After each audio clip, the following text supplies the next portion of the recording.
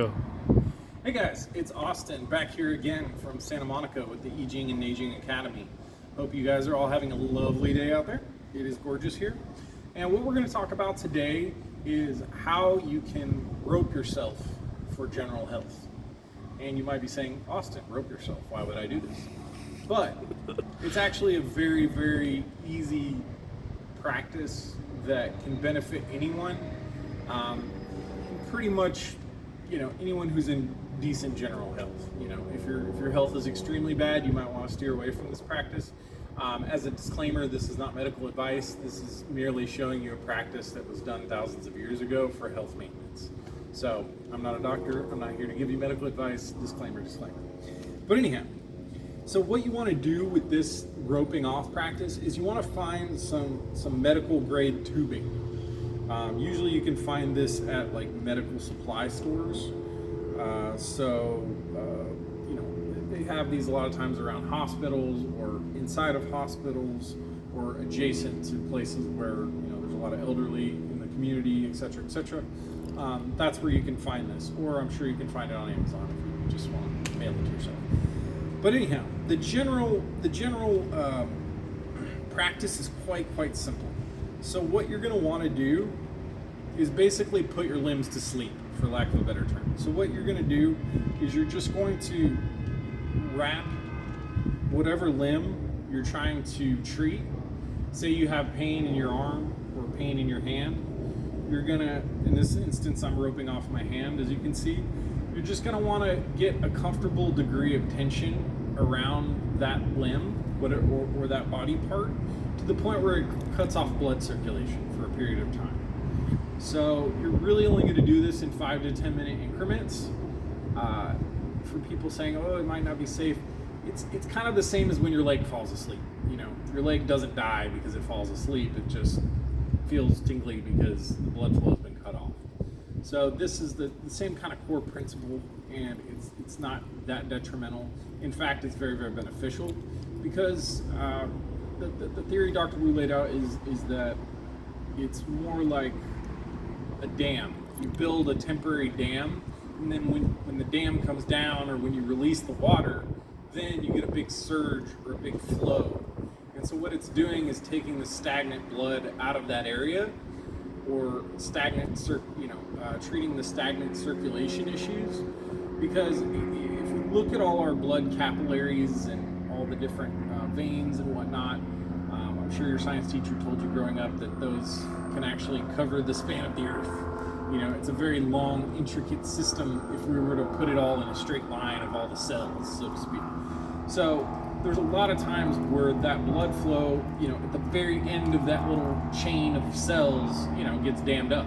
And so what we're trying to do is to cut off the blood flow, so when the blood flow does resume in that area, the blood flow pushes through any prior blockages, so to speak.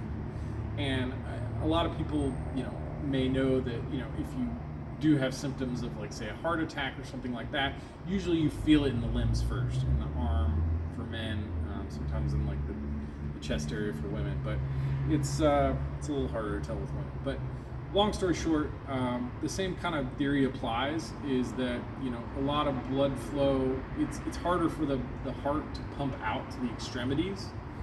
And so a lot of times those extremities, you'll feel issues with the heart before you actually feel them in other parts of the body. So hands and feet, basically, because those are the furthest points away from the heart. So anyhow, as you can see, I've had this tied up for, 2-3 minutes now, and it's beginning to kind of turn white or bluish, whatever you want to call it. And so the blood flow is, sufficiently constricted, and again, it's not totally cut off, but it's cut off to the point where there's not a ton of blood flow going in and out. And so you're just going to do this for 5 to 10 minutes, whatever your comfort level is fine. And then once you're done, you just release the plastic tubing, and the blood flow resumes. And you will feel the kind of same tingly type of sensation.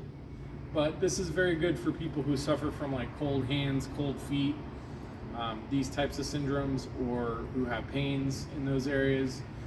because you're not only bringing fresh blood straight, kind of like barreling down the pipeline to that area, but you're also working to kind of like activate the acupuncture points in that area as well.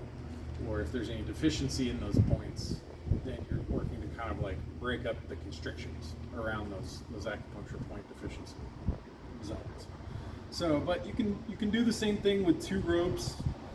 Say you have a specific place, like, or you can get 1 long rope. Say I want to treat this area of my forearm, I can tie both around both points that I want to, so that no blood flow is going to any other area other than the area that I would like it to go, or being restricted from whatever area I'd like it to be restricted from. So that's one simple way. It is a little more difficult to do on your legs, just because the leg is has a bigger surface area, so it does require a bit more tension.